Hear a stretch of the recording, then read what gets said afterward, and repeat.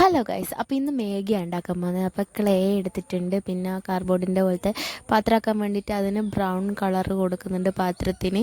അപ്പോൾ അത് സെറ്റാക്കി ഉണക്കാൻ വെച്ചു. അങ്ങനെ മഞ്ഞ ക്ലേ എടുത്തിട്ട് ഇങ്ങനെ ഉരുട്ടി ഇതേപോലെ നീട്ടി ഉരുട്ടി അങ്ങനെ ചെയ്തു.